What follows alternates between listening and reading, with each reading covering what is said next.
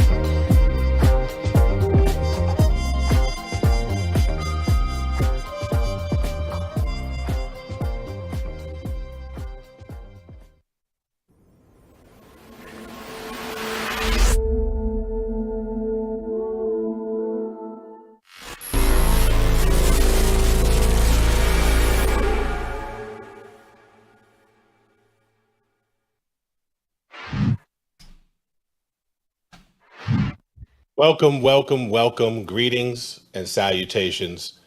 Thank you for being here. It is 7 p.m. Eastern Time. We have folks from around the world, but you know what time that is. It's time for Soul Citizens. This is episode 204, I believe, Org Life. And we have a bevy. We don't get to normally use that word bevy. We have a bevy of wonderful guests with us this evening. I'm CaptainSeriousFun. I have been part of the Soul Citizens for a couple years now, and I am one of your hosts this evening. I'm going to begin with our other members of the Soul team, and then we're going to finish strong with our special guests. And we're going to talk tonight about orgs. It's been about 4 years. 4 years almost since the last time we talked about this, and we're going to take a look at where we are in org life. But let me introduce our other folks here tonight and get this thing rolling. JadeStarwatcher, good evening. How are you? Good evening. I'm doing really, really well. Outstanding. Made my first 10 million in 323, so I'm happy. We want to hear how you made that. I made it selling dresses. Oh, that's right. You were doing the clothing thing. Yeah, I heard about that. Yeah. You opened Selling the store. dresses. You opened your store. Selling dresses and also UEE Navy workout gear, like UEE Navy t-shirts and shorts. Check that out. That is so esoteric yet so Jade. That is just smooth. I love that. Very entrepreneurial. Sounds like you used to have a Second Life store. Yeah, you're not wrong. Vice R, thank you for the follow. And GrifinGamingRPG, the Space Godfather, welcome. Oh God, don't throw that out there. Oh my God. No, somebody's gonna start calling me that. I'm doing good, man. Good to be here as always. Outstanding. We have guests tonight. We're going to be talking about how Blah Smash, welcome.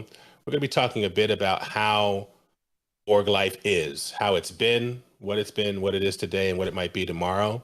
Organizations, when we say org, we mean organizations, and they gather members of our community, the RSI community, around shared interest, vision for the game.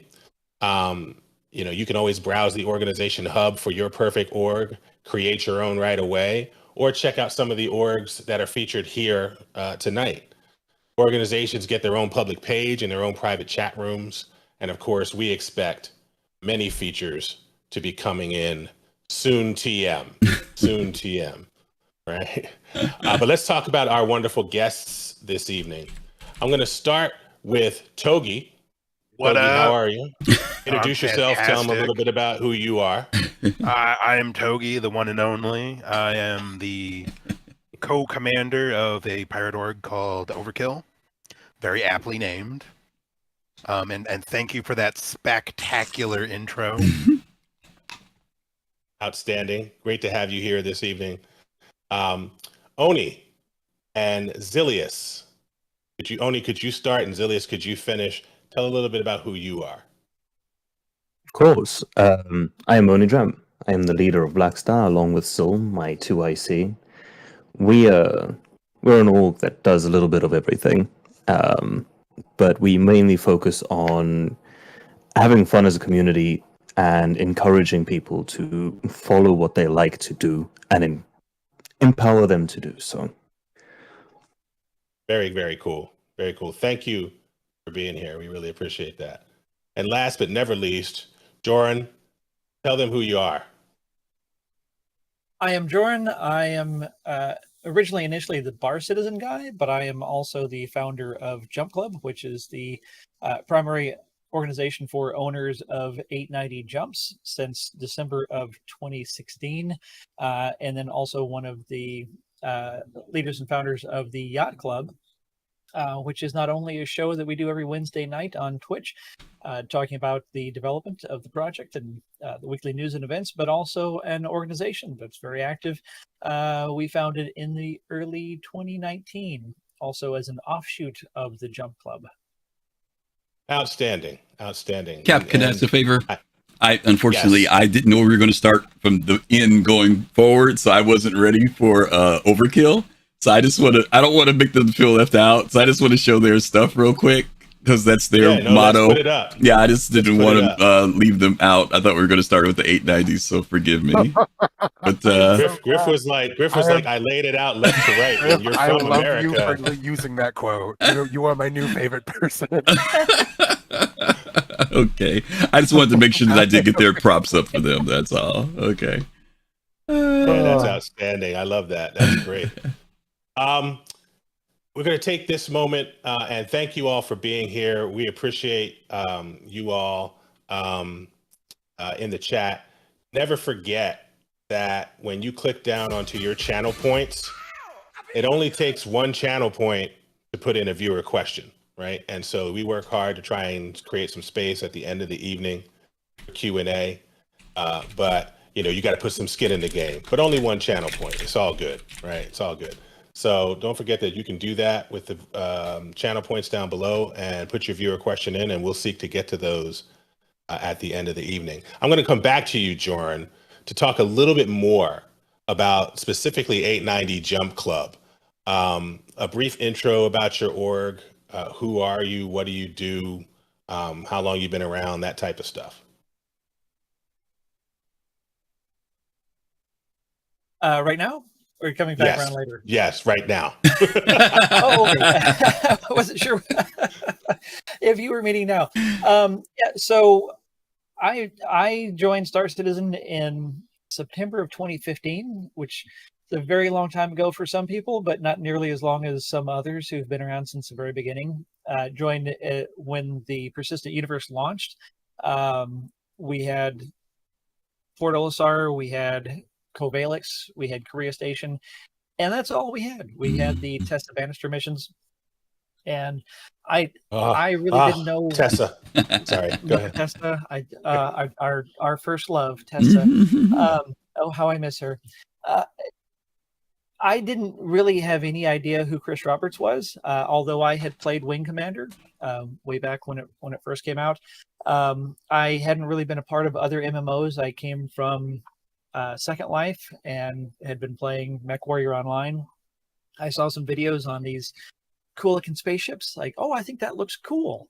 So I bought an Aurora LN, and then I got a 350R, and then a Freelancer Dur, and was just enjoying the verse that we had. And I didn't even really know much about the community or anything about the background of the project or anything about the bigger picture of what the project was going to be. I was a completely clueless noob in the late 2015, early 2016. And then I got connected with Gray-Headed Gamer and Not So Sober Saturdays, and found my first community. And I started learning more about the bigger picture of the project. And somewhere around the middle of 2016, I realized that this was going to kind of be my next second life, my future second life in space. And my entire perspective on this game changed to something completely different that I wanted to live in and explore and be my new virtual universe. And I discovered the 890, and I thought, like, I've got to have this ship. This is the life that I want to lead in space, of a relaxed, casual space tourist, exploring, socializing person, hanging out with friends on my space yacht. And so I got it in the anniversary sale in 2016. And I thought, there's got to be some other crazy people that would spend $1,000 on a virtual space yacht that isn't even flyable yet.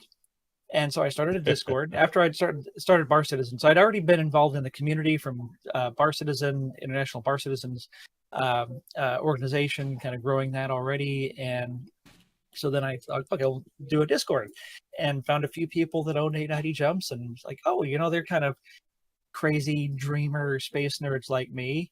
And it just grew into this amazing thing where I've got close to 1,000 jump owners in the Discord now. I've got close to 700 in the org, which is Jump Club. And the 890 tends to be the crown jewel of people's fleets. They've had all these other ships, and they realize, like, I've got to have a space yacht. And so, like, they tend to be mostly filthy casuals that just kind of love the project and the immersion and want to live this lifestyle in the verse. And they have these large fleets of industry ships. Some are into combat. But they all want to be able to enjoy a little bit of relaxation on a crazy space yacht. Happy to be here. And so it's been just an incredible adventure of meeting some of the most interesting, passionate space nerds. And as an organization, it kind of grew over the years as I got other people that had been involved in other space games and organizations, like in EVE and Elite Dangerous, and kind of grew this vision of, well, once we have dozens of star systems and we have our industrial empires, and we're doing mining and refining and trading and cargo and like taking over star systems and all that sort of thing, and these are the people that are all hitting their own orgs in many cases, and then in some cases they're just fleet collectors. So we also have to have people to be able to utilize our fleets. And a bunch of us met in Austin in 2018 to go to CitizenCon, and wanted to start the show and kind of create this high-level positive perspective on the community. And then we grew this org out of that, which is also going to be for all of our like-minded friends that are also a bunch of filthy casuals that just love the easygoing side of the verse. Yeah, good stuff. Yeah, so Powerful. It's just kind of organically grown, and it's a kind of an unusual thing. And we've got thousands of people in both of the Discords. We've got big plans, but we're very casual right now because it's difficult to really have anything very serious. We actually started to put together plans back in 2019, 2020, thinking, okay, well, when we get Pyro, we're going to need to do organized things and all that. Yeah. Well, don't go too far into that. Because it's coming up. It's coming up. All of that as we go, right? Okay. But no, it's okay. Yeah, we got lots of sections here to explore this with in multiple facets and multiple dimensions. But I appreciate that. Oni and Xillius, Black Star Legion. A brief intro about your org as well. So to keep it quite to the point, Black Star is a mercenary style org. We focus both on gameplay and the community itself. focusing, like I said, on helping our members to achieve their goals and empowering them to play the game the way they like to play the game. And this leads to a natural dynamic where people group together and then just enjoy their time in the verse. And we just like to have a good time, to be dead honest. Yeah, no doubt. I appreciate that. Thank you very much. And Togy, a brief intro about Overkill. You're telling somebody about Overkill in an elevator. What would it sound like? What do they need to I know? mean, if I was stuck in the elevator with somebody, I'd be taking their stuff. In Star Citizen, right? Yeah. Well, I mean, if there's no cameras around. But yeah, we're a pirate org. I joined up with them in 2018. At the time, we were a mercenary org, and as time went on, we kind of fell into two camps and split off and became our own pirate org. And we're there to take your stuff. You see me in the game, like probably should just run away. I think that's kind of what we do. Yeah. I mean, that's what we do.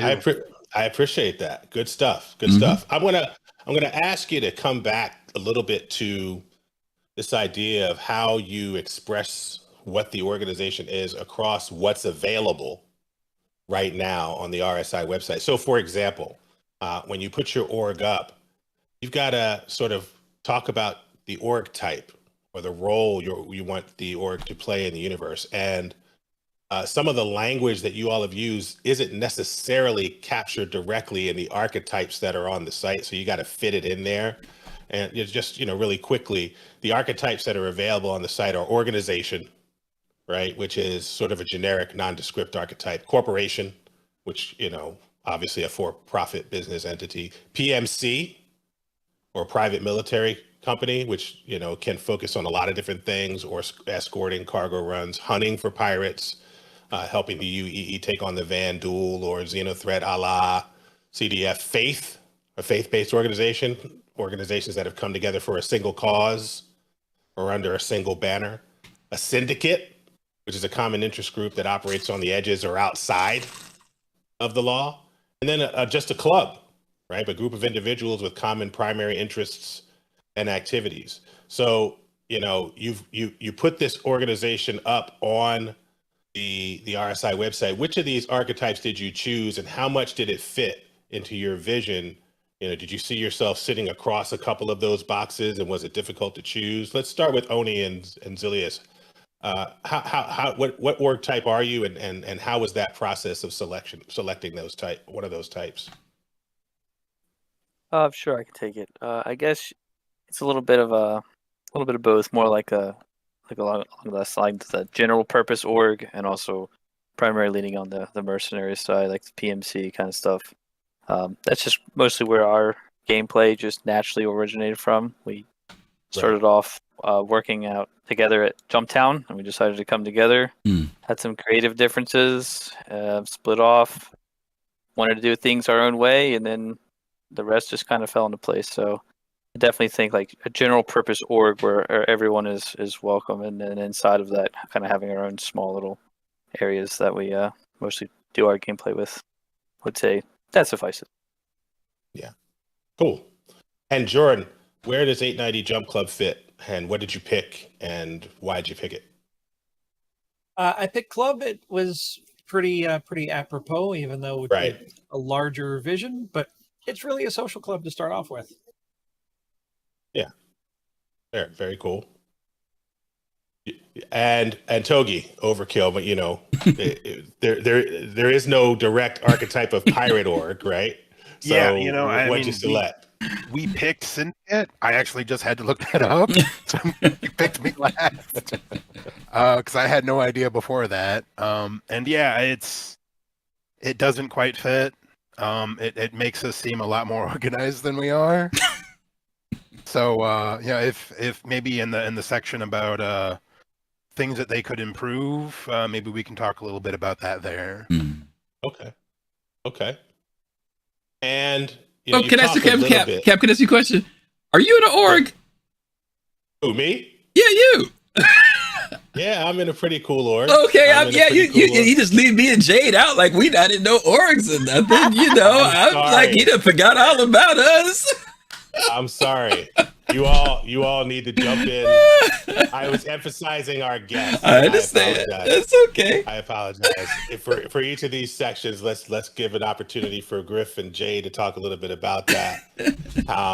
Jay, talk a little bit about the org you're in and a little bit about like how you came to it and how you feel about its role in the verse, and then I'll go to Griff. I'm sorry. So my primary org is Black Star. I met Oni at Jumptown, and the previous org that Black Star sort of formed out of. And yeah, so you've already, like heard about Black Star. I'm also in other orgs as an affiliate, which is a kind of cool thing that CIG does, where you can have, your main org, but then there are other orgs. Like I'm in certain orgs that are like affinity groups. They're more like clubs, right? Like the Night Witches, right? Which is a group of women who play together every Saturday, or really every weekend. I'm in the LGBTQ org, right? Which is another like affinity group kind of org. Yeah, and then like I have an org for the People's Radio for people who like in the future want to be news people and things like that. But my primary org is Black Star. Very cool, very cool. And Griff, yeah, what's your org experience been like? What are you part of now? And well, my org, I've only been in one org since I've been in Star Citizen. I was in other orgs and other games, and I've run orgs and other games. But I'm in Best Squadron. I'm a test member. I've been in there since 2014 or 15, something like that. And have been there since then. Back in 19 or 2020, I started a club, which some of you know about, called Snobs. Excuse me. Ships not owned by scum. For those of you who want to have an attitude of looking down on other people and riding in your luxurious ships, you can join Snobs. But Snobs is a club. We don't really want to treat it as an org because, as you guys know, people can have affiliations and their main orgs, and we just wanted this to be something very casual and role play that people can join. But that's the other thing that I have, and I've been letting that kind of simmer a little bit because I want things to be in a better place for us when we start actually trying to bring people and be engaged in it. It's tough enough to be an org, let alone a club. But that's where I'm at right now. But Test is my org. And for people who ask, is Soul Citizens an org? What's the answer, Jade? No, we're not. Okay. I have heard differently about this. But are you a club? No, we're a community. Nope. We're a community. We are a community. That's it, and that's not on the map, so that's why we can call something different. We're a community. Griff brings that up because the Soul Citizens community very often asks him to do org things or function as an org, and each and every time, the most consistent thing about Griff is to be like, not in this life on that. So. Yeah, and so I appreciate that, and thank you for jumping in and giving us an opportunity to hear about those things. I am part of a pretty cool org called A Pretty Cool Org, and our focus is on, joining together Star Citizen players who mostly chill and occasionally move across the verse as scoundrels on the side of what's right. We're inclusive and intolerant of the intolerant. If you know what I mean. We try to create jerk-free zones, and you can check us out on Discord or check us out on the RSI website, a pretty cool org. So we're just hanging out, and our definitions are, as an organization, we're an organization and we're casual. So, we're all chilling. Good stuff. So beyond the archetype of an organization, there's an opportunity to share with folks as you define your organization, as they can come to see it on the RSI website, with your top 2 activities, really, right? That's sort of how it's defined. and those sort of illuminate your primary and secondary goals. How do you all define that in that space? I'm gonna mix this up. I'm gonna come back to Griff. How does Test Squadron define their primary and secondary goals, or essentially their role, what they want to do in the verse? Test is a unique animal because people, the notoriety for Test, one of the notoriety pieces is the fact that we're just a large org. We're a very large org. Somewhere between, I don't even know what the number is now, but it's somewhere between 20 and 30,000. And that is a good thing and a bad thing. And when you hear a number like that, you kind of say, well, it seems ridiculous. And in a way it does seem ridiculous. Obviously not that many people active. But one of the things that came out of that when I had discussions with the leadership was the reason why we have such a large number is because looking down the road, when the game does become a space where hundreds of people can play, or however many people, Chris will even say thousands of people can play, that the goal is that at any particular time, there will always be someone who's in the game from the org because of time zones or whatever the case may be. So even if 5% or 10% of those people are active in the game, that's a large number of players. And so we have a lot of people who go, come, pop in. Oh, I haven't talked to you in 3 years, but they come back. They come back and hang out. They talk. Some people are just there for the updates. Other people are around when events like Invictus, like right now, are on. And so we have a very broad structure there. One thing I think that we do not engage in is any type of, I think piracy is the only thing that we don't engage in, if I'm remembering correctly. But we have security, we have mining, we have all the normal areas that people would think of in relation to it. We have very open and very relaxed club right now. We do have weekly activities on weekends. Sometimes there's mining Mondays. Wednesday nights, they'll do this thing with drinks and hanging out and just doing something in the game. They're obviously, when there are big events such as CitizenCon or things like that, where everybody comes in and loads up the Discords and we share that and watch that together. So it's active. It's not fortunately, I know there are a lot of orgs that have had very much difficulty keeping people engaged. But Test is one of those groups that has been able to keep people engaged over many, many years, since 2013 or 2014. We've been around a very long time. So that's that with Test.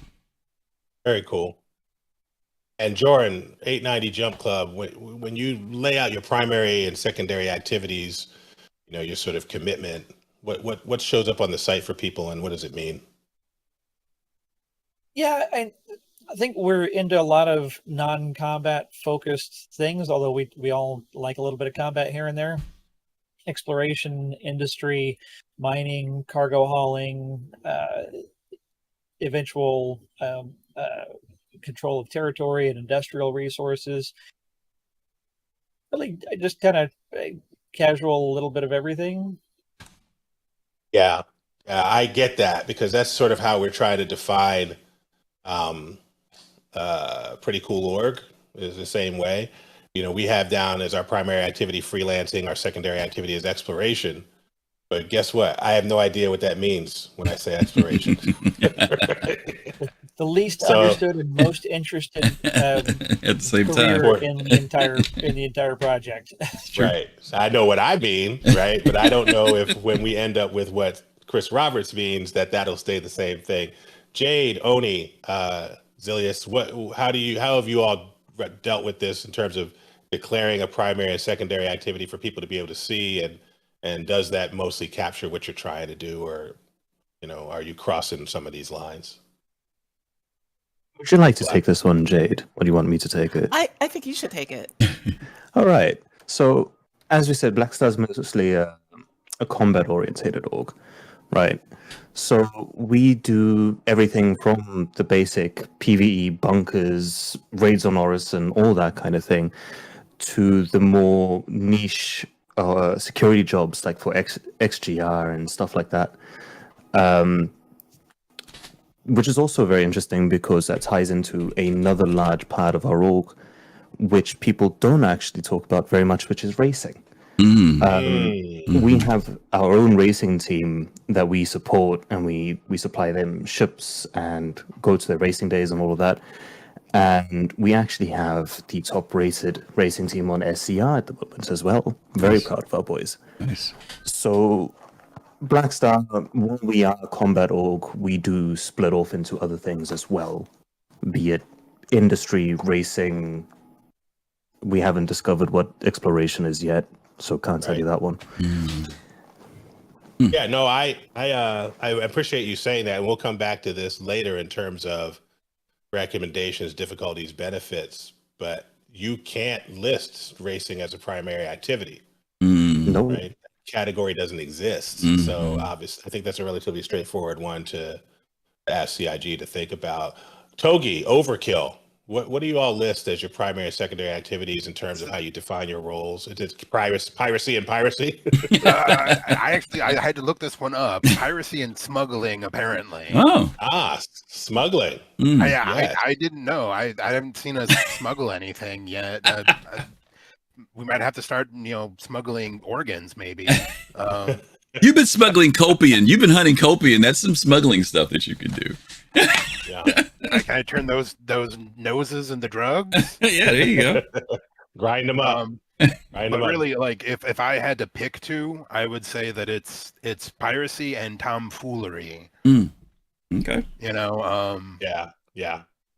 We love laughing as much as we love violence in equal measure, especially when it's violence is the cause of that laughter.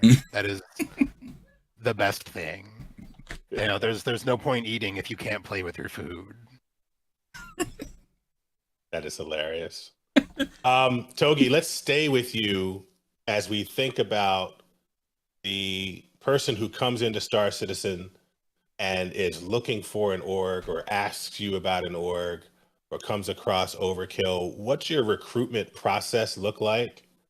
And how do people find a place in your org? What's the structure? Are you, tomfoolery and laughing and fun, but inside the org, there's like a pirate leadership? Like, how does it work? So we are pretty much not organized. Me and Gromko, the guy that runs it, if things have to have a decision made, we'll kind of sort of get over there. But a lot of the people that are in our org are either current or former military, and the last thing that they want to do is deal with a command structure that feels like work. Wow. That's interesting, because so- some people come from the military and want military or paramil or milsim type play. Yeah. But yes, there are other people who come from the military and go, that's the last thing I want in my game. They want. I think Oni has something to say about this. Yeah. But it's interesting to both. I definitely never want to get involved with that in a gameplay environment. Thank you very much. Had enough of it in the past? No, thank you. Yeah. I mean, that's Cap. Go ahead, Togy. Go ahead. I'm sorry. No. I was going to comment on something to ask Captain something, but go ahead. Go ahead, Togy. But as far as recruitment goes, generally speaking, like the way that I was recruited was that I was talking some smack on Spectrum about how good the Buccaneer was years ago when it was not that good. And our org leader, Gromko, was like, okay, show me. And that was back when the glaive was completely overpowered. And I mean, he just absolutely rotated me and I just kept on going back out. And he was like, you know what? I like how plucky you are. Why don't you come over and hang out with us? And that's pretty much how we recruit. We'll recruit from a lot of other games. Just anyone that kind of is plucky and not too serious and can be, likes PvP, but isn't that super sweaty, toxic, name calling in chat kind of person. We'll pluck those people up and nurture them a little bit. Yeah. Okay, very cool. And Oni, Xillius, Jade, when you talk about Black Star, what's recruitment like? Where have you seen it effective? Where have you seen it difficult? And how is your org structured and organized? And how does a recruit experience that? think Zil or Oni should take this one. Yeah, I'll take it. So with recruitment, we actually have a system. I recommend people do something like this. Just kind of to weed out the people who are rude or anything like that, while also giving access to your org to kind of try it out and see if they like it and see if they're a good fit for the org and vice versa. We have a pretty flat structure. We only have like 4 ranks versus some orgs, they have humongous lists of ranks, and we opted against that way so that you can just get in, play, figure out if that's what you like to do, break off, find out if you want to work more on the mercenary side of stuff, if you want to do the PvP, if you want to do the PvE, if you want to do the trading or industry, that's the word, industry-based gameplay. And then you also have a community that's positive and helpful there to help you if you run into troubles out there, either with money or people trying to pirate you. Yes. Okay, great. And Griff, I'm sorry, you were getting ready to jump in with something. No, it's just something that was interesting that you mentioned. Something that Togy said. One, that there actually can be orgs that are not quote unquote structured. That is very casual structure to how they're organized, and that works for them. A lot of times people will think that there has to be this, structured thing, set up ladder and all this other stuff, but sometimes it's just a matter of, if there's a commonness to the goal of what they want to achieve, there's something about the way they work together that it just kind of comes together. And then you highlighted that point of how that there are some folks who do want that full milsim space. And then there are other people, and that's a part of their normal life, and they bring that into gaming. And then there are other people who literally are like, I do that 24/7. I come here not to do that, which I think is really interesting. That both can exist, but sometimes I think that people automatically assume that if someone's in the military, that's what they want to bring to the table, when they actually may want to just step away from that. This gives them an opportunity to use some experiences, but also not have to make it so it's held over the people who are participating in that org, which I think is interesting. Very cool. And Jorunn, recruitment for 890 Jump Club, my guess, I might be wrong, but my guess is it begins with, do you have an 890 jump? Yeah, pretty much. Tell us more. Pretty much on the Jump Club, folks either find us on Spectrum because they're looking for other people who own 890 jumps, or I'm in concierge chat every day, and I see people who come in and I'd ask them if they have an 890, and I've been memed for that. And it's pretty easy requirement. It's basically just, do you own an 890? But the Yacht Club is really more of our general purpose org that people, is not everybody in the 890 Jump Club are there necessarily for the org. It's really more of a social club. But in running an org that has plans for doing things in the verse and activities, we have a lot of people in the Yacht Club that's the offshoot of the Jump Club, and that's open to everybody, but like-minded, filthy casuals. And we're very active in there with people who have all kinds of interests, from mining, salvage, exploration, cargo trading, some combat. We've got people that are doing lots of time in bounties, doing bunkers. I spend a lot of time doing bunkers. Right now we're doing the new distribution center missions, and we're a bunch of Care Bears, but we love doing a little bit of Pew Pew, and the overdrive missions were phenomenal. So we have people who just want to, and they come to us because they're looking for active, casual, really laid back, no serious structure, but we've got plans for doing a lot of stuff in the future verse without being too regimented. Yeah, structure. Thank you for that. Structure. There's another thing that comes to mind that I wanted to ask you about. How many, and this will be an open question, how many of your orgs allow affiliation, right? Allow somebody to be affiliated with another org and create an affiliate status with your org? We definitely do. Yeah. We have no problem with that. Okay. Overkill does. And I do too. Completely. Yeah, Black Star's completely non-exclusive, so people are welcome to be part of us and part of other orgs. We don't mind. Test Squadron, we assume anybody comes in as a spy already, so we say no problem. Is there much to spy on? That's honestly the first thing we ask. We actually ask people when they first come in, "Are you a spy?" just for the fun of it, but nah, we don't. It's open to affiliates and everything. That's PTSD from Eve. Yeah, right. That's what it is. You're right. 100%. And 890 Jump, I assume you allow affiliations of all kinds. Am I right about that? Yeah, and generally I encourage people to join as many orgs as possible to find people that they like to be friends with, especially now because the varying levels of activity, people need to be involved with a lot of people to see, to have people to play with. It may not just be in your particular org. Org might have 500 to 1,000 people and 20 people are playing at various times, and you may want more people to play with. So yeah, until you kind of figure out what you're doing. And anybody who's really super exclusive this early, I generally tell people like that is not a good sign. I guess I wonder about the extent to which there are good to great reasons for that. And since nobody here does it, we don't have any representation of that view. But if anybody in the chat, sorry, go ahead, Jade. Yeah, no. My very first org that I co-founded, which I'm not going to name, was a pirate org. We were exclusive.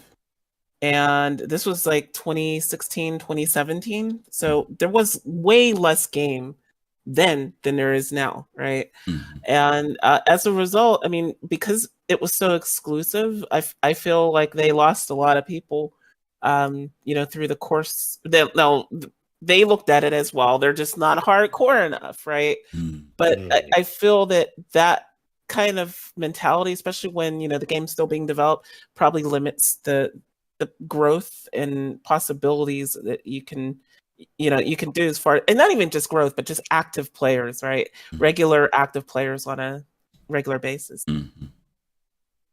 Yeah. Interesting. The other piece that I wanted to explore here was this idea of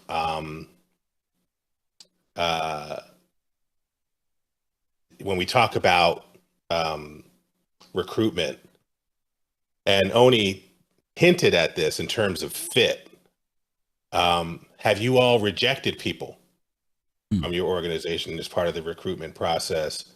And what were some of the reasons or rationales, without getting specific or personal, what were some of the reasons or rationales where you said, this isn't quite the right fit? Somebody's laughing. Yeah, I know why too. We've had some quite interesting characters try to slip in. One of the major rules in Black Star is what's the rule on expletives here? You know what? I'll just say it nicely. Don't be a jack, right? It's a simple rule. It's rule number one. And if people don't get past that, I'll go map in chat saying I rejected him. I did not.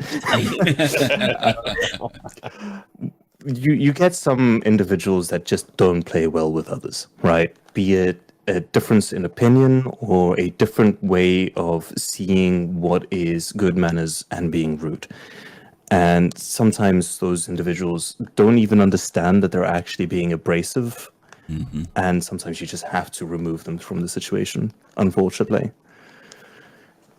And do you do it in such a way where you go, hey, you've got like a 6-month timeout, or do you go, is it a perma ban? How do you wrestle with that? Does it depend on what it is?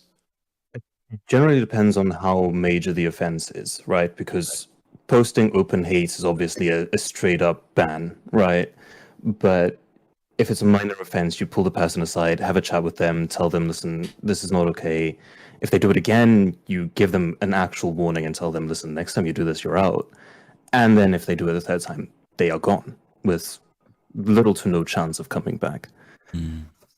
Yeah. Okay. Griff, how does Test handle that? I think Oni's kind of gone down the same road for Test. One of the things about being in an org or working as leadership in org is sensitivities to the type of people that you get to come in. And I think Oni hit on a really good point.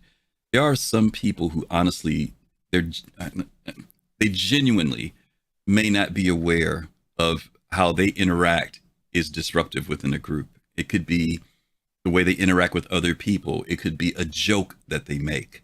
It could be because they're, not to be funny, they're on medication and they didn't take medication that day. There could be a lot of things.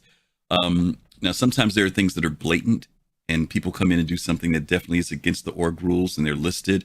And there may be an immediate, they're kicked out. But for the most part, we try to have a conversation, maybe a moderator or one of the staff members that will have a conversation with someone and say, hey, this is what went down. We try to make sure we've done all our homework ahead of time, our due diligence before we approach someone, and share with them this is what happened and get their side of the story. And at that point, we let them know, okay, this is what happened. And depending on the offense, that may be a one-time warning, depending on what that offense is. But most of the time, we try to work with people. Sometimes somebody just had a bad day. And we've had things where someone triggers someone. As you guys know, there are some folks out here who have PTSD. Something happens and this person just literally loses it. And then you have this conversation and you get to know who the people are after you've been around for a while. But again, I think Oni's point is a good one. Usually there's like a 3 strikes, you're out kind of thing. And usually once folks are out, they're out at that point. Okay. Very interesting. And Togy and Jorunn, what happens when somebody comes in who, for whatever reason or set of reasons, reveals themselves to not be a great fit? Has that happened, and what happens when it does happen? Yeah, I don't have any tolerance for asshats, but I do understand a lot of people in the community have a lot of mental health issues, and we've got a lot of people on the autism spectrum. I have a lot of patience for people that are just going through different things. And also I try to understand people's personal stories.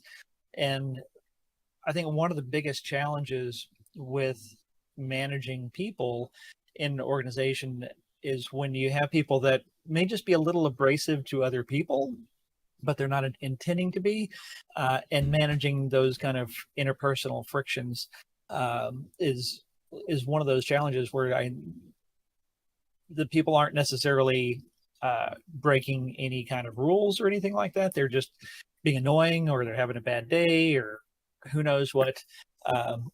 Assets are easy to just, I have zero tolerance for that. But those interpersonal frictions, I think, are more challenging to manage. So for us, we actually come up with our own unique way of dealing with this. If people are generally toxic, we're just gonna boot, whatever, not worth dealing with. But when people get into it with each other, we have a specific voice channel called the Rage Cage. And you and that other person get locked in there until you guys can get along. And if you guys can't get along, then me and our org member, me and my org leader, decide who we like more and kick the other person. I like that. That's interesting. So usually people try not to let it come to that. Is that how it works? Yeah. It's like you really want to find out which one of you we like more. Then keep on doing this. You'll find out. And what happens if you like both of them equally? Then they both go? We've never had a point where you couldn't decide. Where I liked one person and he liked the other person, and we didn't know what to do with the tiebreaker. It's generally been this person is the problem. So if they can't get along, if they can't get over themselves and just learn to benefit the group, then they're just going to be a problem moving forward, and boot them because it's not worth it. That's unique. Wow. Interesting. Yeah. Very interesting. Good stuff. So you guys can steal that if you want. That's funny. Well, what you're seeing already in this conversation with just this small group is how diverse the org environment already is, right? In Star Citizen, there's a lot of different ways to see and be in this universe sim of a world. Let's talk a little bit about a calendar of activities. In 2024, we got line of sight from CitizenCon as to what much of 2024 was going to look like, right? And then we also have some tried and true historic activities that are almost always happening. We're in one now. with Invictus. We know we get one with IAE. We know we get Luminalia. We get Stella Fortuna. We have these things around which we can organize the quarterly patch cycle, as sometimes staccato as it is, right? What activities do you plan for your members of your org? Are they in relationship to the CIG calendar for the year, or are they an independent calendar for the most part? And importantly, do you, in organizing activities, organize with other orgs, right? Do you have this space and place where you are doing something with, against, alongside other orgs? Let's start with Jade and Oni and Xillius. Sure. So I'm pretty certain that we do a little bit of both, right? You know, we started out as we kind of started out as a Jumptown org, right? So that's a CIG arranged, you know, activity that's recurring. Right.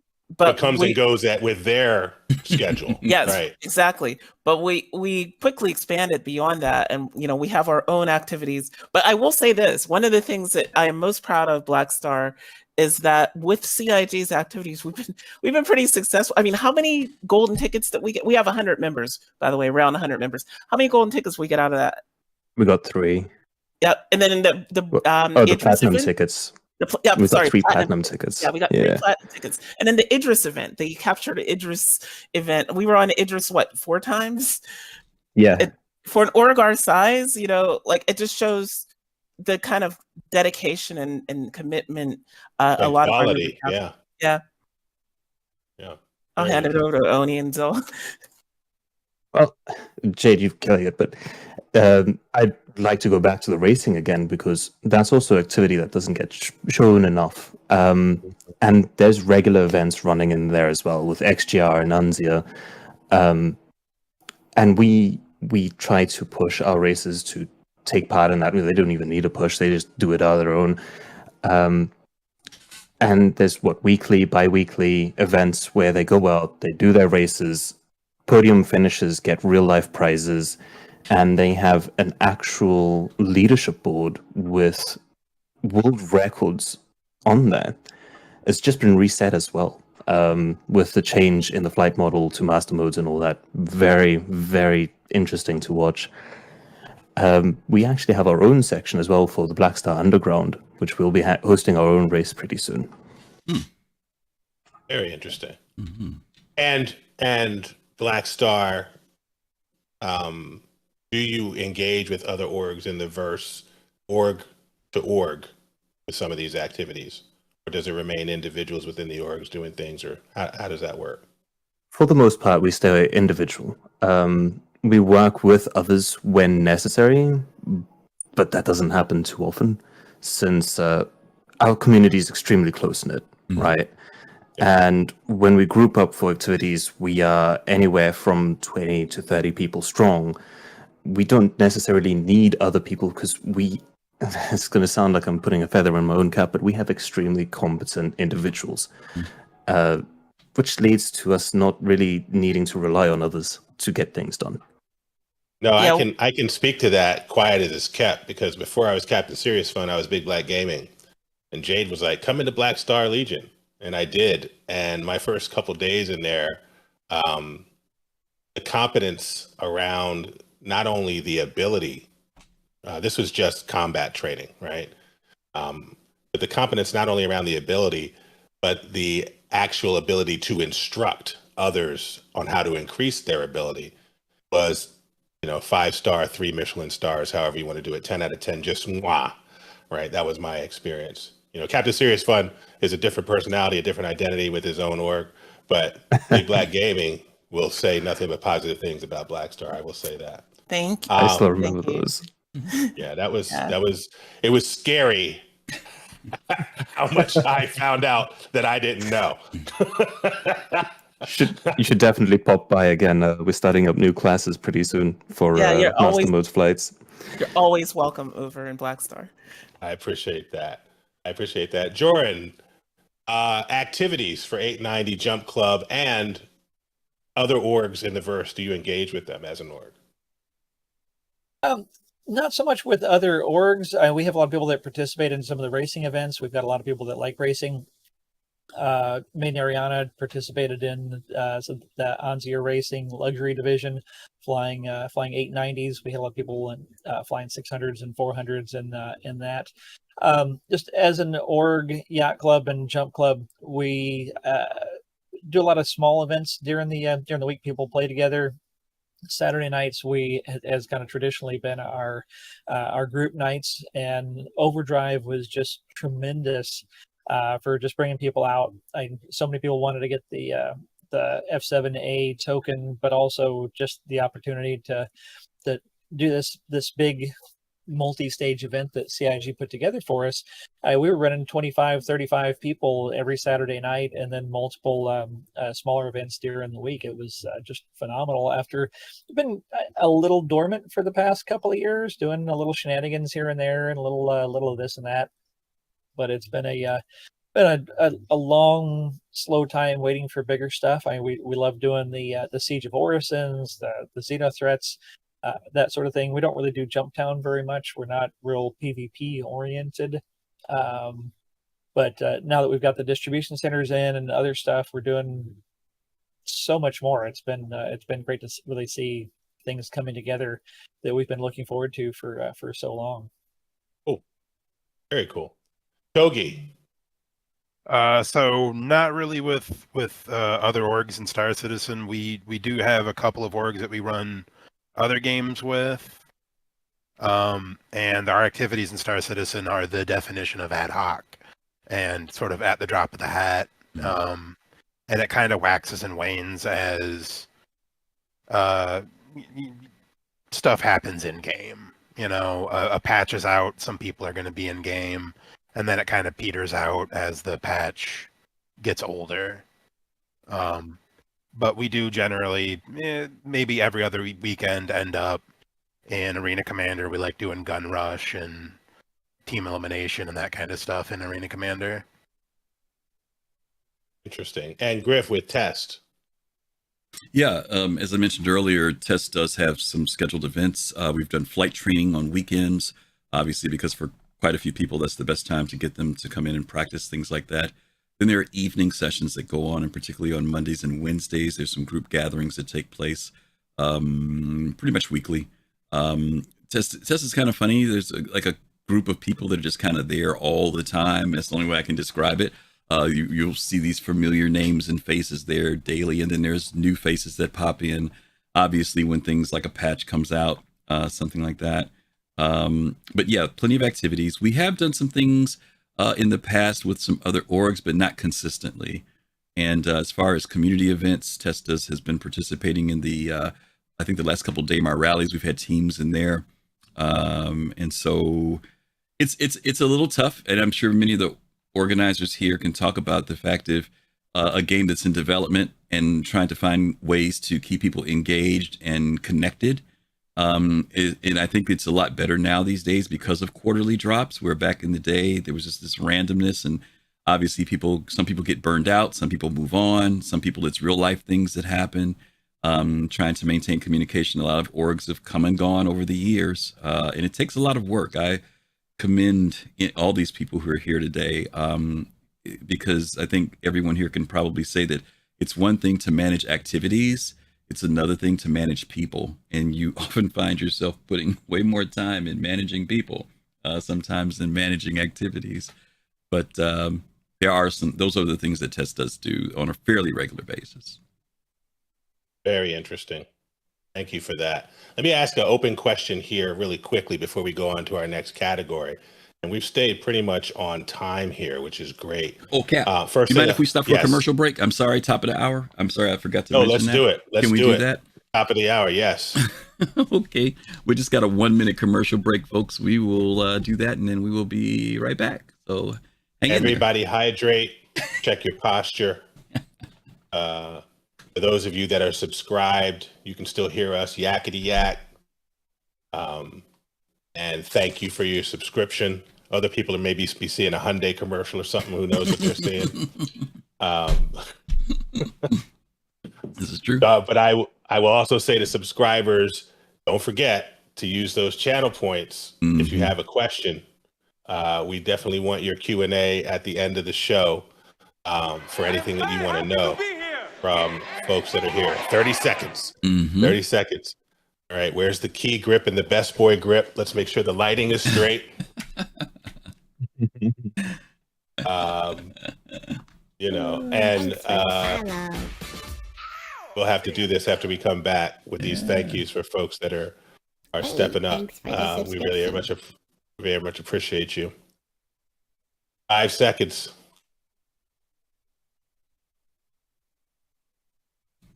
Ad break ended. Super thankful for y'all. We are back.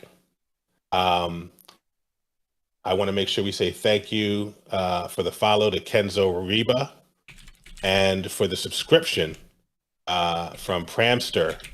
21 months. That's a commitment, you know, and to this community, and we very much appreciate that. Thank you very, very much. Good stuff. Now, the other question I was just going to ask is, as an open question really quick, is to just give a percentage to the types of activities your org does. What percentage of time does your org spend in the PU versus the percentage of time they spend in Arena Commander versus the percentage of time they spend in neither, doing something else together, say on Discord, right? Like, so for example, you know, Soul Citizens is not an org, it's a community. But there have been times we've come together to watch movies like Wing Commander together, right? That's not being in the PU or being in Arena Commander. That's more just coming together as a group, right? So does anybody want to tackle that one? What percentage of time do you do either? Or something? I mean, I can start on that one. Yeah. And I would say that, you know, as just a group of friends, it's probably 80%. You know, if I'm not here, I'm in there talking to them. They're some of my best friends. I love being in there talking to them and, you know, playing other games, talking about dumb stuff after work, venting. And as for in-game, it's probably 15% of the time in Arena Commander and about 5% of that time in PU. We really don't spend a lot of time in PU because a lot of the people are waiting for it to get in a better place. Interesting. Thank you for that. Anybody else want to tackle that one? Yeah, I can take it for Blackstar. Yeah. I would say Blackstar probably spends about 50% of our time we spend together in PU. Sometimes we go out and do some things in AC, about maybe 10% of the time there, and 40% of the time just, you know, gaming together as a community, whether it be whatever the current hottest flavor of the month game is. I think a lot of people are playing Helldivers right now, but yeah, you're just again, like you piggyback off of it, a gaming community where people come together to play together and have fun, friends. Right. Oh, thank you for that. How about Tester 890 Jump Club? Default to Jorunn first. We're super active in the Discord. We do, as I mentioned, stuff in the verse. We don't really do very much in Arena Commander. We're not really PvP dogfighting, but we do. We used to do what we jokingly call "I'm sorry, Star Marine" when we had private matches in Star Marine, where we would do the Good Doctor map, and we'd run around and shoot each other, and we'd all apologize when we shot each other. It was kind of like a bunch of very polite Canadians murdering each other. It was a lot of fun. Only in Star Citizen. That's hilarious. That's just very funny to me. And Test. Very casual.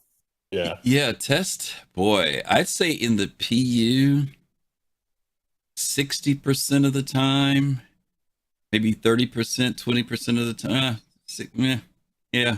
5% of the time, maybe an Arena Commander. I don't know. Another 25% of the time, people may be playing other games, or maybe 15% other games. And then the other 10% may be just people who are just hanging out. You know, they may be working or doing something else, but they're just there. You can come in the room sometimes, there's like 20 people in the room's just dead quiet, you know, and nobody's in the game. Everybody's doing something, but they're just their presence. They're just there, and someone will say something in a conversational spark, and that'll be about it. But we spend most of the time in the PU more than anything else. Okay. All right. Cool. Let's do this next thing as a list. A recruit is has presented as somebody that you want them to stick around. What we're going to talk about it not just in terms of benefits, and the next section is difficulties. I'm going to combine the two, Griff. I'm going to take a host privilege. Gotcha. And ask you to talk about it in this way. You're sitting down with the recruit, virtually, or maybe you're sitting down next to Miles Eckhart at the bar there in Hurston, right, in game, and you say, what are the three things that you're going to tell them are the reasons that they should stay, and what are the three things that drive players to leave or drive you to be like frustrated? What are the difficulties? The three things that are benefits to not only players but org members, administrators, but the three things that that drive you crazy about managing an org or dealing with recruits. Why don't we start with Jorunn? Benefits and difficulties. A quick three item list for each. Yeah, I think that the benefits are really just having other people to play with that are casual and fun and making friends. Really what we're all about, having a variety of activities for filthy casuals. What was the other part of the question? Yeah, and then the difficulties. How do you handle or manage things and particularly in light of the state of the game, right? Yeah, I think because we keep it casual, I think all of us have big plans and goals for the future universe, which we thought was going to be here a long time ago, and we've adjusted our timelines so that eventually someday when we have dozens of star systems and massive space empires and we're ruling star systems and all that sort of stuff, things are going to adjust over time as we get that. I think things are going to adjust when we get Pyro. Right now, it's really just keeping people active and just having something to do and talk about. The challenge is really just keeping up the activity level when there's long droughts of just not very much new content. But I think we're finally past that. So it's been a very long road getting here. Mm. This is finally the year. That sounds like the opening to Star Trek Enterprise. If Admiral Kusanagi were here, we'd have him sing it because he does that a lot on my stream. Togy, Overkill, the three benefits to players that join your org, top three, and the three difficulties in managing the org. So number one, I would say strength in numbers. Mm. This is an MMO at the end of the day. And as much as some people want skill expression to be the end all be all, when you have MMOs, that's always going to be a big factor in it. The individual skillful person will be trumped by the horde. Yes, yes, the Zergs are king. Number two is that even though we're a PvP org and we're a pirate org, we try not to be as cringy and as just exhausting as other pirate orgs can be. We don't take things very seriously. We're there to have fun at the end of the day. And if you're taking things that seriously, it's never going to be fun. Mm. And number three, I have lots of tanks. Come drive my tanks. That is an absolute truth. I've seen that. And managing things, difficulties, particularly in the light of the state of the game. So it's very hard to get people into the game. Mm. It's very hard to get them to want to play, especially with people who are used to playing other PvP games that don't have the issues that Star Citizen has. Mm. When you have desync and you have hit reg issues and you have frame rate issues, playing competitively can be very frustrating.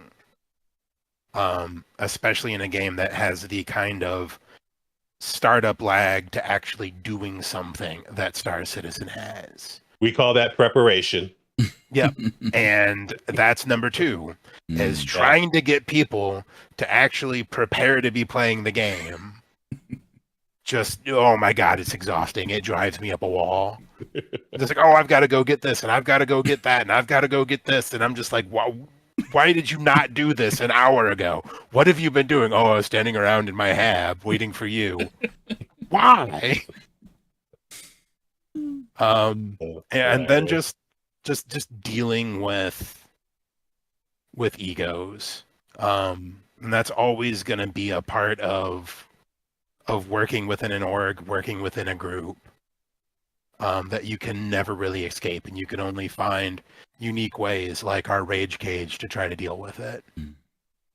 Yeah, I the thing about being involved in activities with lots of humans is the humans sometimes, right? These folks who, and it doesn't matter what type of social construction it is. In this case, it just happens to be an MMO set of orgs, but all social constructions that bring together bunches of people, sometimes the strength is the people and sometimes the problem is the people. Black Star and Test. Sorry, go ahead, Togy. Oh, no, you go ahead, bud. I was just going to say Black Star and Test, benefits to players who join the org, and the top 3 you name off the top of your head, and difficulties in managing that stuff. I could take it for Black Star first. Benefits to our org: you gotta have a good community, good connections. Well, if we can't help you get to your goal, we'll find the right person. It'll definitely help you out there. Back to your analogy, we're not going to try to convince you of anything, and there are a lot of orgs out there that are kind of pushy. We're completely against that altogether. Difficulties, I feel like every org faces the same difficulties. It's just the game's not really there to be played every day right now. It's a struggle. A lot of people really enjoy the struggle, but it's still a struggle.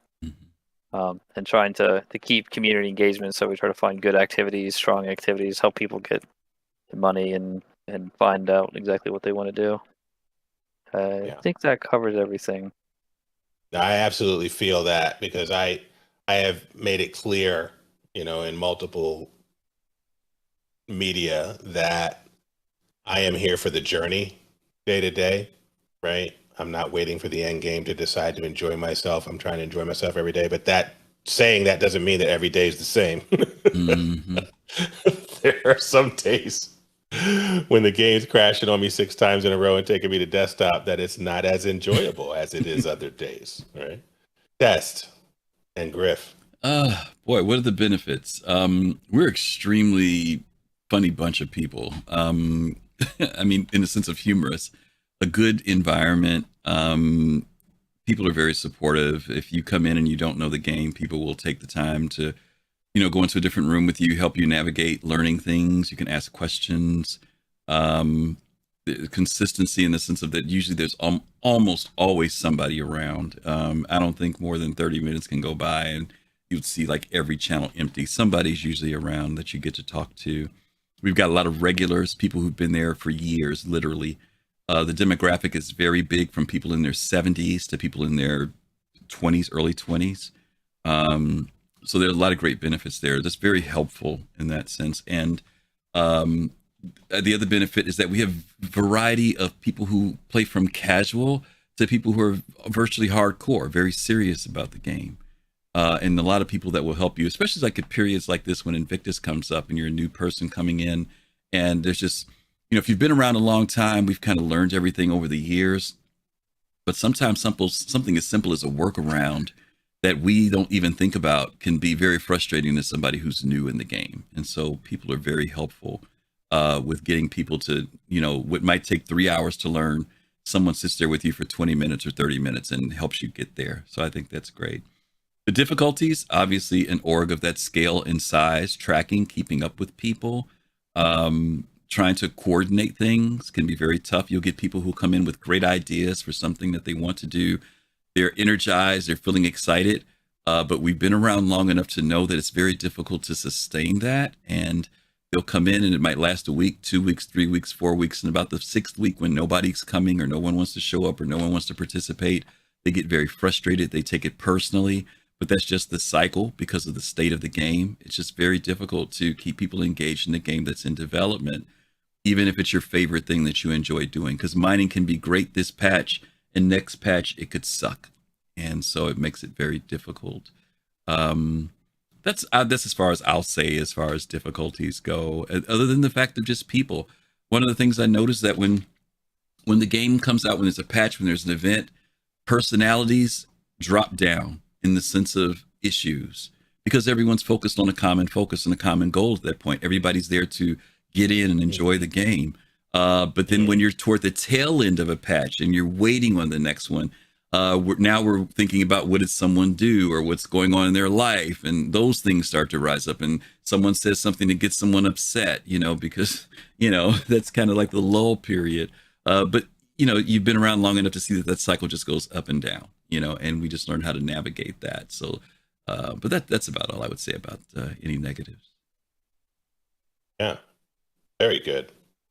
All right, so this has all been good stuff, and we have an interesting section that we're going to take about 10 minutes for. But before we get to that section, I want to remind folks that you can click on channel points, then use your middle mouse to scroll down to viewer question. Use one of those channel points to give us a viewer question. I'm not sure actually where these go. I know that Fastcart and Griff have surfaced these for me. Griff, can you see viewer questions? Yeah, I'll be able to bring them up. Yeah, when we're ready, I should be able to read them to you. And then we can have a Q&A at the end. We're excited to hear your questions. But this section is about recommendations. And really, it's about, if we were to clip from here to the end of the show for CIG and send this to them in a golden box with a red ribbon that came to the door of the Manchester office, and they opened it up, and it were these incredible 5-star recommendations for the suggestions or the tools that organizations need in Org Tools 1.0, whenever that comes. What would you all put in that box on that suggestion list in that tool request? Let's start with Jorunn. Wait, Captain. Should we play that video? Yeah, I can. Oh. Yeah, I can. I've got it. I'm ready to cue it up. Okay. Yeah, let's get it in there. Yeah, Jade gave us a little historical piece on it wasn't the first time, but one of the main times when CIG talked about org tools and the development of it, right? Yeah, the importance of this will tell us where we've been and what the thinking is, and then we'll go into, given all that, where do we want it to go? So good all stuff. Right. I'll run Thanks, it real Jade, quick. for the reminder. Here we go. I think. Jade, do me a favor. I didn't get the timestamp on that. Can you look real quick and tell me what the minutes is, and I'll take it there. Oh, yeah, we won't be real quick because I have to dig it up again. Okay. Wait, actually, I sent you the link. So I got the link, but I can't run the timestamp the way I did it in the software. So. Oh, really? Okay. Yeah. Just one moment then. This will only take a second. I know he was at 3.3. While we're waiting, we'll say, we got it already. Great. Almost. Mm-hmm. I'm listening, Jade. What is it? Just a second. Sorry. I had to wait for an ad. 11 minutes. Start at 11. Okay, I'm right at 11:27. Here we go. I think this might be it here. Yeah, there's only like one nation on Earth, the one we're in right now, that can afford to spend $10 billion on a nuclear carrier. But we in our game sort of allow the player to have that huge range. So you got to figure out how we make that work on an economic basis on the low end and progressing to the high end. So I'm sure it'll take a bit of time to dial it in, but it's a major point for us. So let's move forward, and that should be in 3.3. So then the next big pillar, and there's 12 pillars that Erin, Tony, Todd, myself identified that we felt were really important. And the organization system, so we already have a version of it online, but this is the organization system inside the game. So you can get your org mates together, you can do things like assign out roles or missions or cost share or revenue share, specify ties for the group, or however you would like to organize it into different pods or modules for communication reasons. And we want to move that in so build it further out on the website for some of that stuff, and then bring it across into the game, and you have all that. So you and your friends can create your organizations or groups as small or as big as you want. And then we move forward. Full persistence. Okay, we can stop there. That was back in the 2016? 2018. 2018. That's okay. awesome. 3.3. Okay. All right, Cap. Okay.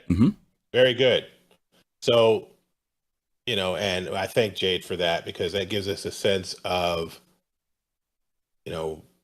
CIG, Chris Roberts, as far back as 2018, they were thinking about some of these things, right? So in that context, I'll ask the question again, and we'll begin with Jorunn. A gift box of suggestions and tools that we need in the game hits the Manchester office that comes from us. What would you want in that box? What do we need to start with? It's so difficult to really think about that, because I think our visions for the future have changed a lot. The first thing that has always been a huge pet peeve for me is limiting us to only being an officer in one org. Pisses me off no end. I had to have 3 alts to be an officer on different orgs, some of which were just social orgs, some of which were networking orgs, and then I've got the Jump Club, I've got the Yacht Club, I've got the Jump Accord, I've got the Florida Bar Citizen group, I've got all these different things, and I can't be an officer to participate in management of these orgs without having a completely separate alt. That pisses me off. Yeah. Other tools, everybody knows ship management, renting, leasing, letting different people captain your ships. I think that's going to be a real important thing for a lot of orgs. Mine especially. I think we have probably the highest concentration of fleet ownership of any org, because they're all a bunch of single people with $10,000 to $15,000, $20,000 fleets. You can only fly one ship at a time, right? With the other stuff, I have a lot of concerns about org banks, because we all know the stories from EVE of how those always get infiltrated and stolen, and org ownership of things like that. So I have a lot of concerns for org ownership of assets. So we'll see. I think that from the crypto community, they can implement something that has been pretty effective. It's called multi-sig. It's where you need multiple people in order to approve any mass movement of org funds, right? You can put a cap on it, basically, and is that what it has to work, Jade? People couldn't over a certain point. Yeah. Yep. That's cool. Jade, I thought you were going to mention the UEC coin. Oh no, not at all, not at all. No, but just making sure that there's not a single point of scamming, right? That's right. Yeah. That it requires a lot more. Make it almost unlikely. Right. You make it so unlikely that nobody even would try to attempt it, because it just takes too much. Too much social engineering to do. Yeah. I mean, they could also do it as a rank-based allowance cap as well. So you could say, hey, if you're this rank, you can take out this much per day, just to be able to keep the larger amounts in the hands of the people who you trust. Right, and to make that an on-off switch for top leadership in the org, whether they even want to give that at all. Right. Yeah. Yeah. One of the things I think about are org hangers, right? Persistence hangers are emerging, personal hangers are emerging. Org hangers would be great, right? Where I can allocate a certain amount of my assets to the org hanger. It no longer shows up in my personal hanger for as long as I allow them to show up in the org hanger, right? But then anybody that goes into the org can then see all of the things that everybody in the org has allocated to the org hangar, right? And do org things with the org, which are now org assets, right? Yeah, and being able to set rank to who can pull those as well would be very nice. Mm-hmm. Right. One of the things that I would really like, and this is very, very pie in the sky, is that I would like to see them be able to integrate Spectrum with Discord or Guilded. Yeah. Because at the end of the day, those org pages feel a lot more like a Discord invite than anything else. I don't think I have ever looked at the messages or the chat room on Spectrum for our org. Because Okay. Go ahead, Jade. No, I kind of wonder if a lot of that is because there's no point in it right now because we don't have Spectrum in the game itself. Yeah. So there's no utility to using like the Spectrum org, message board or chat so far. I wonder if it will ever get to that point. Like I kind of feel like it's going to be, people are so used to using Discord as their means of communication. Yeah, their communication interface. And integrating more of Spectrum in with the game. Our friends list on Spectrum are integrated with the game currently, and they had talked about being able to chat from Spectrum into the game, and so I think eventually there's going to be more utility there, and that's part of what we need with the whole organizational support is to have those communication areas. I think it's important to be able to send out an email blast from Spectrum to all of your membership, because even though most everybody's on Discord, not everybody's paying attention to it. People are overloaded with Discords, and I know people are part of an org. They may be taking long breaks, and it's like, oh, we're having a huge event here. Come Xenothreat or something. It's like, come join the event. Or I feel if CIG were to create like an API to access Spectrum to both read it and post to it, the community would come up with a tool, like we have with Twitch and Discord, where you can type in one and it'll appear in the other. I think it's like Paul Shelley always says, use the community, give them the tools, and we will build some of the things that you exactly. Yeah. Yeah. I think there's a tension there, right? Because yes, I think you want to get to a place where you can do that, right? The notorious thing about API is API works until you upgrade your side. Then we need a new API, right? So they got to get to a certain place before they can build out an API that connects effectively. But it's also, there's just some fundamental stuff they've got to do on their end that for me makes it more, allows orgs to connect more and to connect more in game, right? Elite Dangerous, I can have an org comms channel for my org that was in Elite Dangerous, the North Star Liberators. And I can leave a message. I can send out a message to everybody that's in the org, and they can see it when it doesn't, they don't have to be in game to see it, right? The next time they log in, it will be there and it will pop up and they will see, oh, there's a message from the org.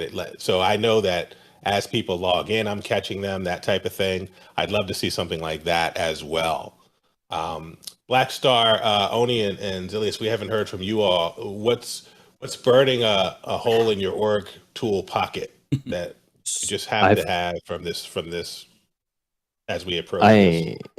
I have two things that I really would enjoy to have, and that would be having a option to have a persistent org party kind of thing.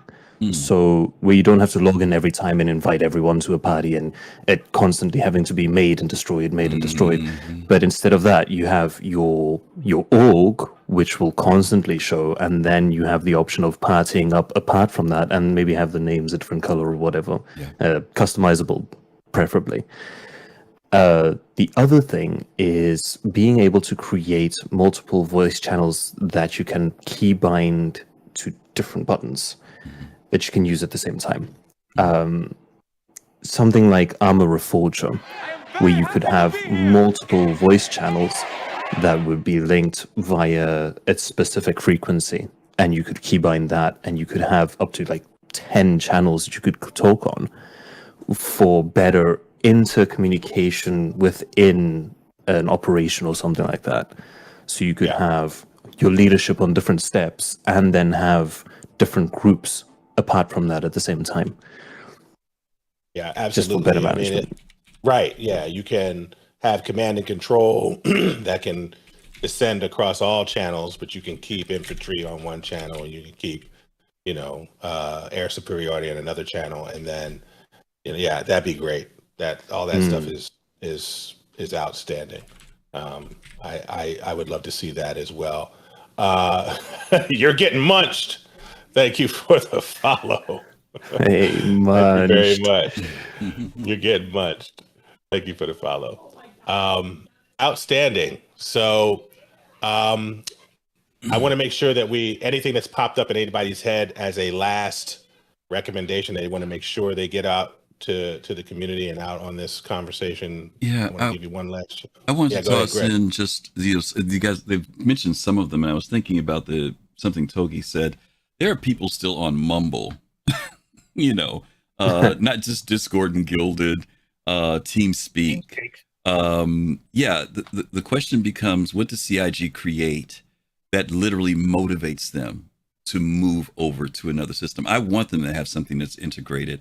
Some of you all remember years ago, CIG had started with their RSI app. We used to use it to log into the game.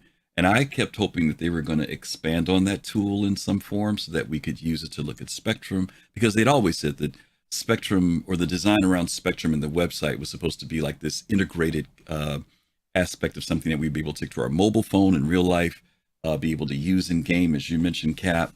And I keep hoping that they'll create something, but it's going to have to be darn good, because to Jorunn's point and to Togi's point, people are they're locked into Discord. Some of them are locked into Gilded. Gilded has some great benefits to it, but Tess tried about 2 years ago to migrate, to get folks, and it was resistance like crazy. A very small percentage of the people literally went over to it, and you can see the benefits to it, but they're still building it out. It's still not there yet. And Discord has been trying to reach out to all types of people, even though they understand there's a gaming need. So their emphasis on gaming, even though they're trying to creep it up, it's still not there either. Not for something like Star Citizen. So I'm hoping that CIG creates the best of these elements and makes it such a strong piece. And to Jade's point earlier, with the community's input, but it's going to take a lot. There's a psychological binding to some of these orgs have been in these platforms for years, and to get them to let go for communication's sake is going to take something that's going to need to be very awesome, and something that people feel they can step into. But we'll see. But that's my thing. Communication is just crucial. And for those of us who are Eve players, we know what that's like. You could be somewhere and get a call, and you have to respond. And I'm hoping that CIG creates something that's very interactive. Yeah. And Zombie Bombi 3 in the chat really quick. Zombie Bombi 3 in the chat really quick says communication is only one aspect in game org tools. Management, moderation, investigation, banning can only be done with their own tool, right? So I think what I'm hearing there is an extension of Griff's point, which is CIG is going to need to do something. But if they want the communication portion to come over, there's going to have to be a compelling performance of the CIG internal tool that outdoes the current tools that are out there, or is more necessary than the current tools that are out there. But if it's more necessary and people have to use it and it's not as good as some of these other tools, that's going to be a resentment problem, right? So we don't want that either. Sorry, someone was getting ready to say something before I jumped in. Oh, I was just asking to get a piece in. Yes.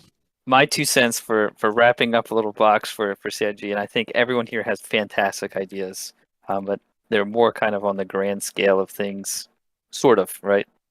CIG, please.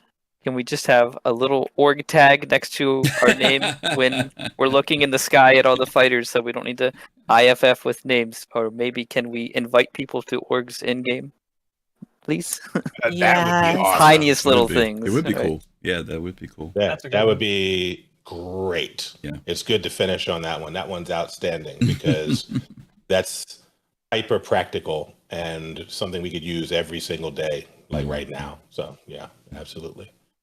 Good stuff. Good stuff. Well, that is all the stuff that we wanted to talk about, but I do want to see if we have anything in the Q&A. Griff, do we have any questions? I am looking as we are sitting here, and the answer to that is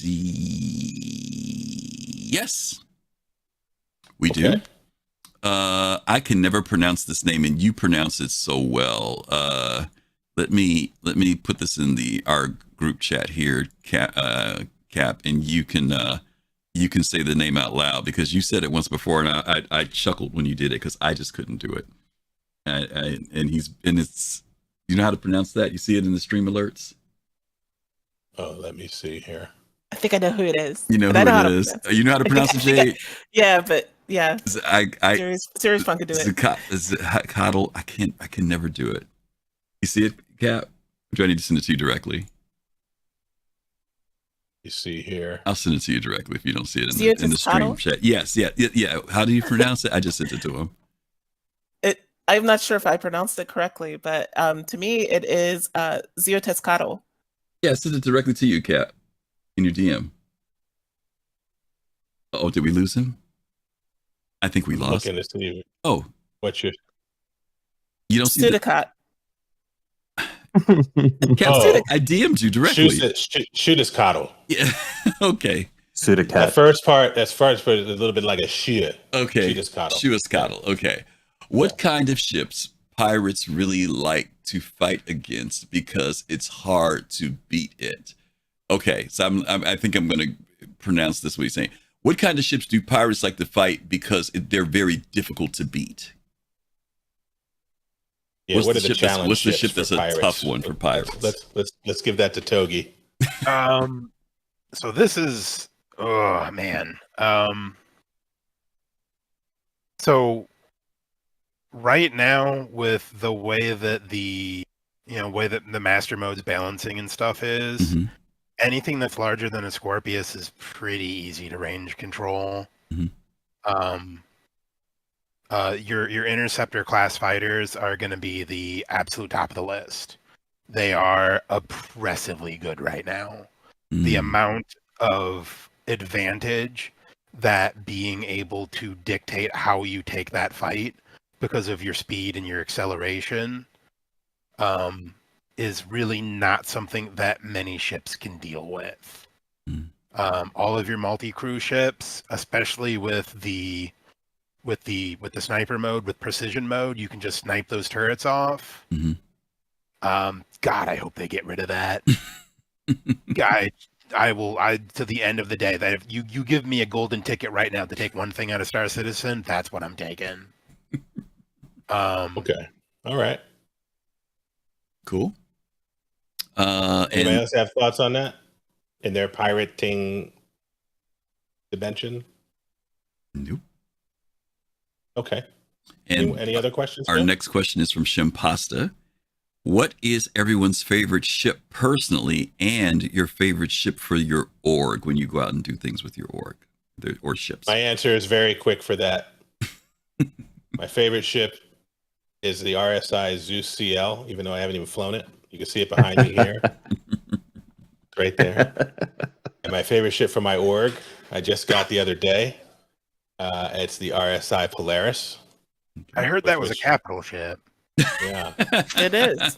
It is. No, Togi's just pulling his chain. Don't worry. And Cap, I agree with you completely on the Polaris. It's fantastic. But I'm going to throw in a controversial pick. The Pisces. Yes. Yeah. Damn, you stole mine. Controversial.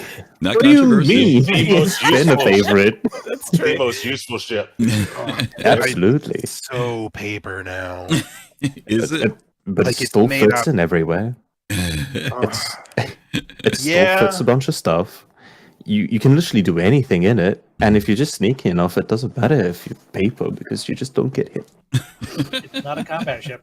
Yep, exactly. The ship is made to run, Yeah. and that's what you do with it. Yeah, it's interesting. Think of it as like a little Oh, it cargo landed. van. Landed hard earlier, and everything was red on the interior. It's like, that didn't used to happen. That sounds like a user error, though. Maybe. Yeah. Anybody else's thoughts? Their favorite ship for Jorunn. and the ship they want for their org? Carrick. We use Carrick for org stuff all the time because there's no other ship where you can load 20 plus people on it and 8 SCU crates full of a whole squad's worth of armor and weapons and backup gear for people who need to respawn. And up until this brand new patch, it was really the most practical respawn for doing combat operations or anything where people needed respawn beds. Now we use a Carrick and medical Pisces and a Nursa, and so we've got the main ship for hauling the large group and tons of gear, and then we've got the smaller ones that take up to the right to the inside the distribution centers where we're doing a lot of those missions now. Retaliators fully crewed, hammerheads fully crewed. Those are great for the space combat missions. And if you've got 20 plus people, you can have a fully crewed retaliator, fully crewed hammerheads, some fighters, and it's tremendous fun. Very cool. I'm going to go with my favorite ship being the C1 because I just think it's beautiful and I can make it yellow, and that just makes it instantly better than every other ship in the game. And then for org ship, we're really waiting for the Kraken. Yes. You know, I mean, if there is a pirate ship in Star Citizen, it is the Kraken. Yeah. You know, I want to get all the dragonflies and just rain hell on somebody and then get, blown up by a rock or something. All right, I'll just say medical Pisces, especially now in this patch. Right. But long term, I'm going to pick a controversial one here. I'm going to say actually 2 ships, the Pioneer and the Liberator for org stuff.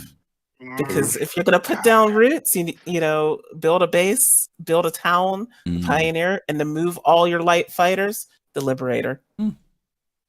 Yeah, I think the Liberator is highly unrated, highly underrated. Underrated. I have 2 of them. Okay, so properly rated then. Outstanding. If I was going to pick a personal number 2 and number 3, I'd pick the same ones. Yeah. Oh, good stuff. I would say that even though we weren't an org, we once put 6 people in a cutter. You know, so I'm not saying the cutter's a ship to have. You just had to mention the cutter. I know. I had to throw the cutter in there, right? Wow, for individual ships, I'm kind of along the lines. I know the folks picked the Pisces, and I'd use the Pisces almost as much as I use this ship, and that's the 135. I just use that because it's fast, it's sleek, it's hard to hit, you get in and out quickly, and it serves the purpose for me. That's a good choice. Yeah. But for the org ship, the tough thing for me to answer about org ships is that we're basing, and I know we don't have any choice, but we base so much of our decisions upon what the ships do now versus what they'll do later. Right. And if you had to pick now, knowing it's probably going to change, it's freaking tough. And I can't, and I hate to say that I can't, because I've been in the groups with people with a Carrick. I think Carrick's probably the one I'm in the most, but that's not because it's my decision, even though I own one. But people seem to always gravitate toward it, obviously because of the ramp, the med bay, blah blah blah blah. It's not because of cargo for sure. So it's not multi-purpose as much as I would like to see it be. But one ship that I'm surprised I haven't heard anyone mention because of the way it was pitched is the Corsair. That seemed to be pitched not just for piracy, but just for a group of people to be on. And I wonder, asking you guys, what do you all think? Is that a ship that you do use with your groups, or is it not really reaching that goal for you right now because of, everything not being in it? I'm just curious. Not a fan of a floating bathtub with gun strapped to it. Okay. Again, it's just that every multi-crew ship right now is just struggling under the current balance. Okay. You get above a Scorpius, and it's just really hard to use. You can use it for PvE, fine. Okay. But at that point, most of the ships in the game are fine. Gotcha. Once you go into something, what's that, Cap? No, go ahead. But once you go into anything competitive, you can't ignore the meta. Not without consequence. Okay. Yeah. I have seen orgs make videos about living on the Corsair. I've seen folks do that, Mhm. and it looks like it can be done. Mhm. But I never got to it before the current patch in master modes Okay. and the current rebalancing. Okay. So it's something that I do want to see. Mhm. And when I say org, I'm talking about small squad Mhm. extended play on a ship. I do Gotcha. want to see what it's like. You know, I won't chase the meta, Mhm. but it has to have meaningful PvE performance, right? Okay. It just does, right? If it doesn't at least do that, then I don't think it could be in the running. So for me, that of course there is a will see. It's not off my list, but I just haven't seen it in master modes. Fair enough. Okay. Yeah, I mean, anything that dangerous to be in front of is going to be viable for PvE. Mhm. Right. You know, you get in But- front of that thing, and whoa, Mhm. that is Yeah. just a lot of guns. Mhm. The problem is before master modes, if you got to the side of it, try to turn it to get something in front of it was. Yeah, and It's an I mean, I adventure. haven't gotten around to trying out the Connies or anything else in that size class Mhm. to get a feel of how it compares against those. The only thing that I know is that if you go above that Scorpius, you're toast. All right. Yeah. Thank you. Okay. And I think those were our questions. Mhm. And so that brings us to the end of our show. Mhm. First thing I want to do is, we like to begin and end in gratitude. So thank you all in the chat for being here. It's been a real blessing to have you here. But of course, thank you to Oni and Xillius and Togy and Jorunn and JadeStarwatcher and Griff for representing their orgs and being on the channel tonight. We're super thankful for each and every one of you for being here. This was episode 204. I think it says 203, but I think 203 was last week, right? I think it's 204, Org Life. And Soul Citizens does this every Thursday, Saturday, and Sunday. So, Jay, do you want to talk about Soul Talk on Thursdays? Sure. Soul Talk is the show that you can come in and chat with us. So it's all about you in the community coming in and chatting with some members of Soul Team. Fast Cart is the host of it, and he makes a lot of questionable jokes. But you also can joke ban him. So yeah, it's a fun show, and it occurs every Thursday at 9 p.m. Eastern Time, 6 p.m. Pacific.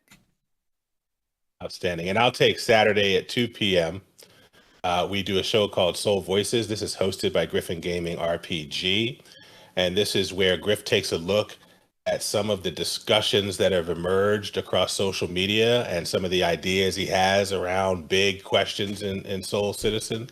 And we invite you all to come in and talk with Griff about those things. So we have lots of different members of the community who jump into the Discord and share their ideas with Griff and with the community about some of the things that we found on Spectrum, on Reddit, and some of the big questions that emerge around Soul Citizens generally. That's Saturday at 2 p.m. And that's part of Podsat Saturday, where we're partnered with Paul Shelley, the Astropub, as well as the OGs of Star Citizen and Relay. So you can go from Soul Voices to Paul and the Astropub and the Captain's Table to Relay, and you can just have us on all day as part of Podsat Saturday.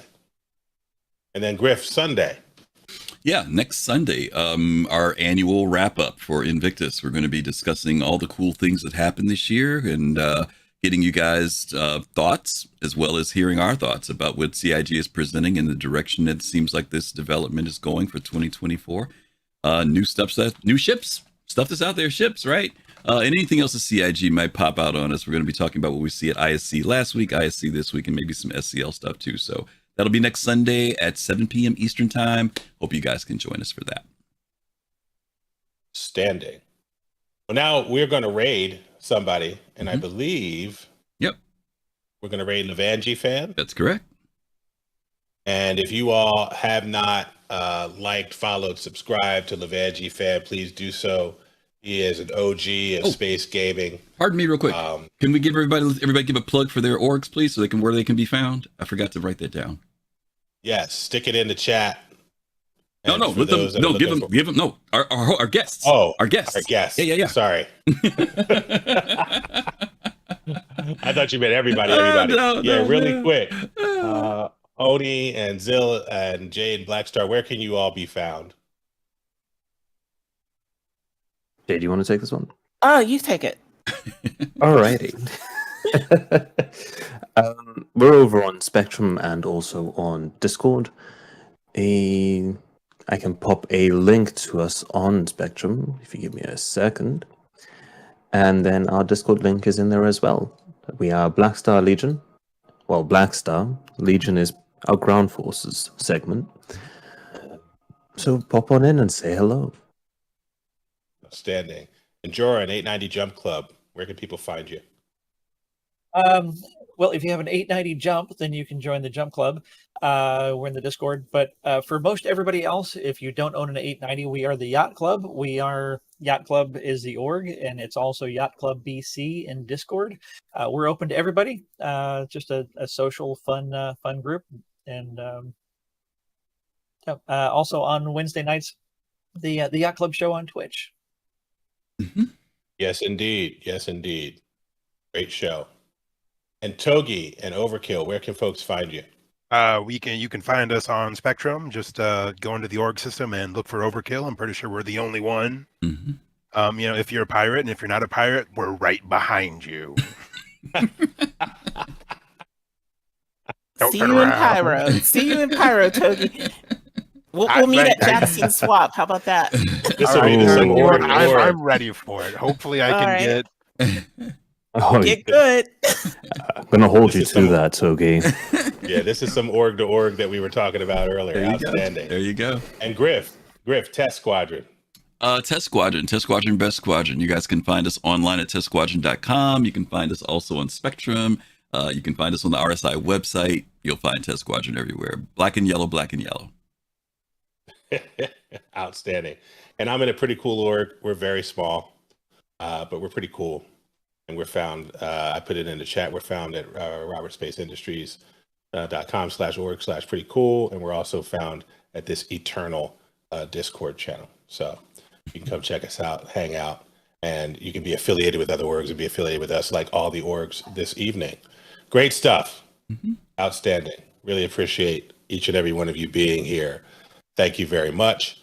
So we are going to raid Levangie fan. My hope is that you will go over there and tell them this is a soul raid, a soul citizens raid, and support the community building that Levangie does. Like I said, he's been doing it for a while. He's an OG of space gaming.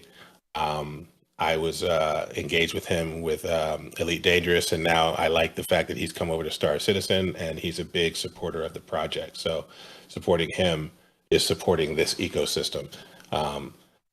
Wonderful evening. I'm going to give everybody a chance as we sign off of the Soul Team. I'm going to give Griffin a chance to say the first part of our phrase. Jay can say the second part of our phrase, and then I can say the last part of our phrase, and then we will sign off. So for everybody, until we see you again next time, Griff. Peace. Love. And soul. Have a wonderful evening.